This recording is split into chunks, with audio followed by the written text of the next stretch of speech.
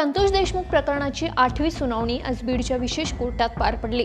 वाल्मिक कराड हाच कटातील पडद्यामागचा सूत्रधार होता असं सांगत विशेष सरकारी वकील उज्ज्वल निकम यांनी मुख्य आरोपी वाल्मिक कराड याच्या दोषमुक्ती अर्जाला विरोध केला। तर दुसरीकडे हत्येच्या कटात वाल्मिक कराडचा सहभाग नाही, त्यामुळे त्याच्यावर मकोका लागत नाही असा युक्तिवाद कराडचे वकील मोहन यादव यांनी केला।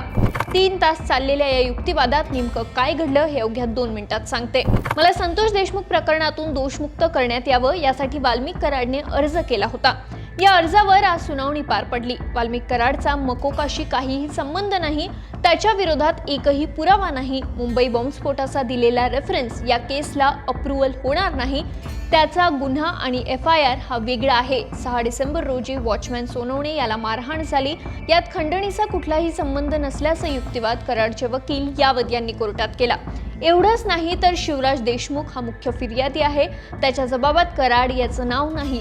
15 जानेवारी 2025 रोजी कराड याला हत्या प्रकरणात आरोपी करण्यात आलं। अण्णा म्हणजे वाल्मिक नव्हे, संतोष देशमुख यांना देखील अण्णा बोलवलं जात होतं। केवळ अण्णा नावाने वाल्मिक कराडला आरोपी बनवण्यात आलंय, त्यामुळे त्याला दोषमुक्त करण्यात यावं अशी मागणी कराडच्या वकिलांकडून कोर्टात केली। CID सोबतच या प्रकरणात पोलिसांचा तपास महत्त्वाचा होता असंही त्यांनी सांगितलंय। मात्र सरकारी वकील उज्ज्वल निकम यांनी वाल्मिक कराड याच्या वकिलांचे मुद्दे खोडून काढले। देशमुखांच्या हत्येच्या कटामागचा खरा सूत्रधार कराडच आहे असं सांगितलं। आरोपी विरोधातील संपूर्ण पुराव्यांची जंत्रीच निकम यांनी न्यायालयासमोर सादर केली।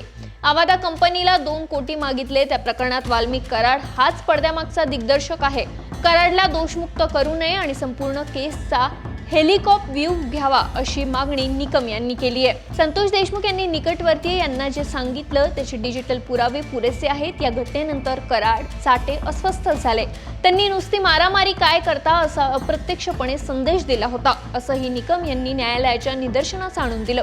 सुदर्शन घुले हा गँग लीडर आहे, मात्र पडद्यामागे त्याचा सूत्रधार कराड आहे। या प्रकरणाचा तपास पोलिसांनी केला नाही तर तज्ञ CID टीमने केला आहे। या संपूर्ण प्रकरणाचा कंट्रोल कराडकडे होता हे सांगताना उज्ज्वल निकम यांनी कोल्हापुरातील बाल हत्याकांडातील संदर्भ देखील दिला। 3 तास हा युक्तिवाद चालला।